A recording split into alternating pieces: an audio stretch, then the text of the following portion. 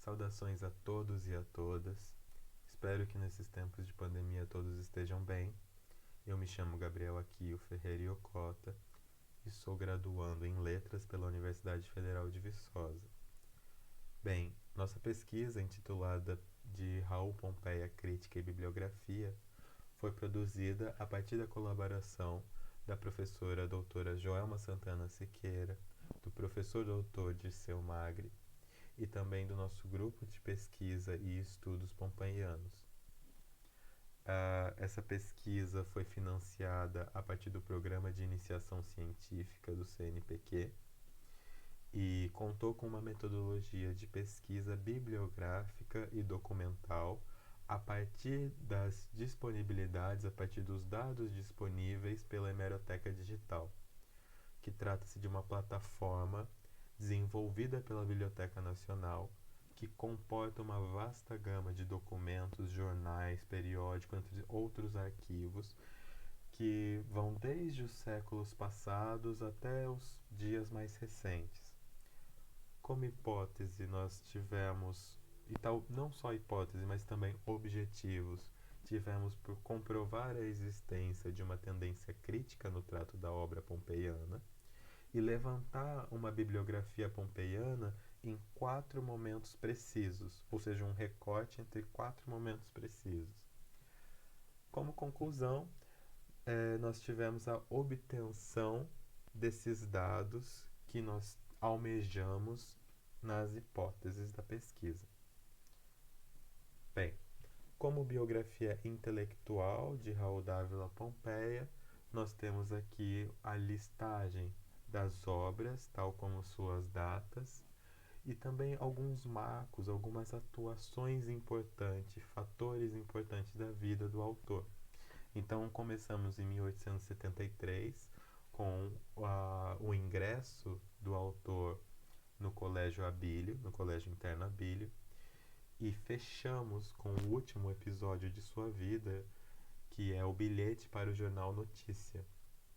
Em episódio esse que Olavo Bilac escrevera um texto criticando e ferindo sua honra, e Pompeia, como um homem de orgulho que era, procurou o jornal Notícia, pedindo e solicitando a eles um espaço para que pudesse se retratar e também, claro, defender sua honra.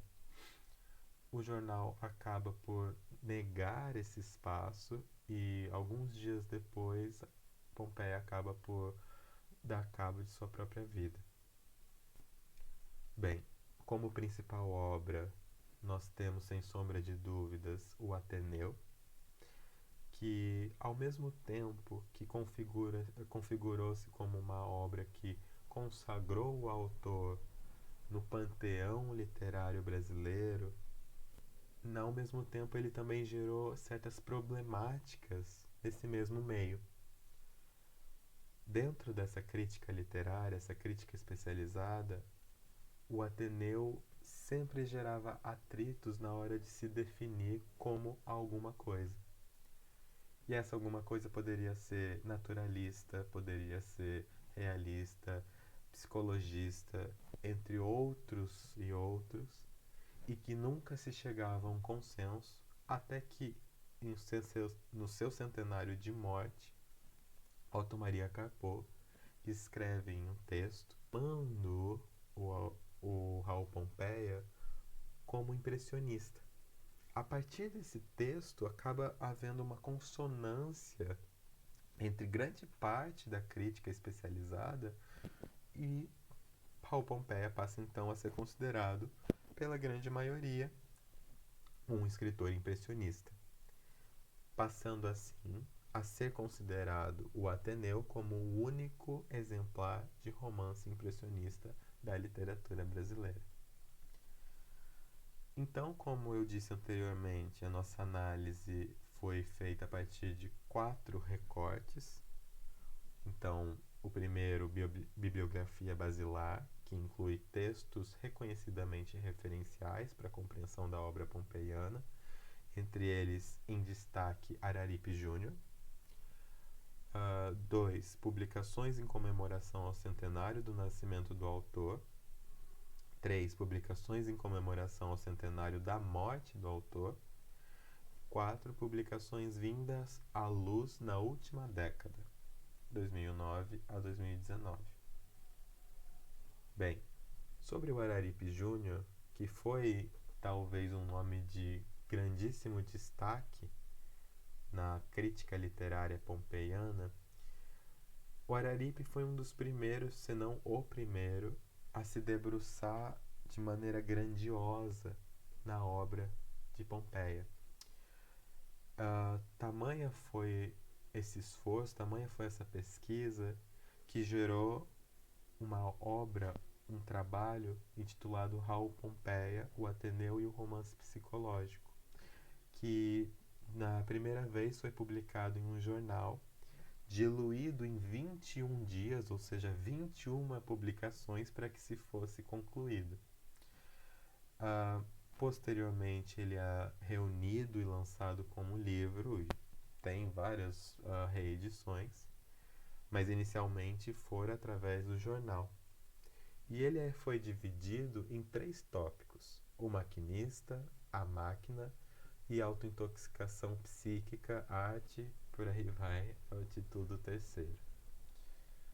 Bem, sobre esse livro do Araripe Júnior, que tem um valor inestimável para a crítica literária pompeiana, quase de maneira rudimentar, podemos resumir um conceito principal, uma defesa principal desse trabalho do Araripe Júnior, que seria: a obra de arte é uma máquina de emoções.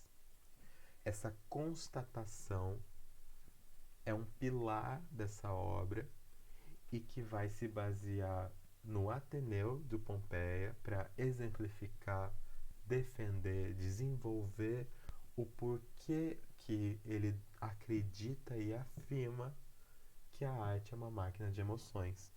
Então, o Araripe vai pegar desde as estruturas formais, sintáticas, semânticas, morfológicas do texto do Pompeia, dizendo que foram extremamente bem seletas para causar determinado sentimento, e que tudo ali, como uma máquina, desempenhava alguma função e funcionava num todo. Tá bem? Bem, indo para os demais recortes, o nosso segundo recorte de publicações em comemoração ao centenário do nascimento do autor foi feito a partir da coleta de todos os artigos, materiais de jornal, livros, publicados no ano de 1963, né, de centenário do autor, e que mencionavam o seu centenário, a sua vida de algum modo. No nosso terceiro recorte, basicamente a mesma coisa, contudo com o centenário da morte do autor, ou seja, tomamos o ano de 95. E como quarto recorte, publicações vindas à luz na última década seriam as publicações de cunho acadêmico. Então, a linha técnica, um recorte mais técnico, acadêmico, de todas as produções intelectuais dos últimos 10 anos acerca de Pompeia e de suas obras, sejam artigos científicos, livros, ensaios, tudo que estava disponível. E aqui a nossa bibliografia.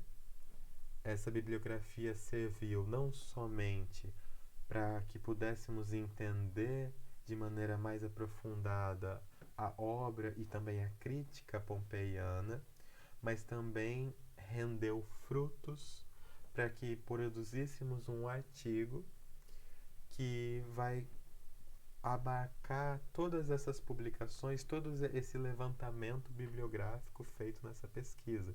E é exatamente esse o foco com esse artigo: é propagar, é difundir esse levantamento, essa coletânea.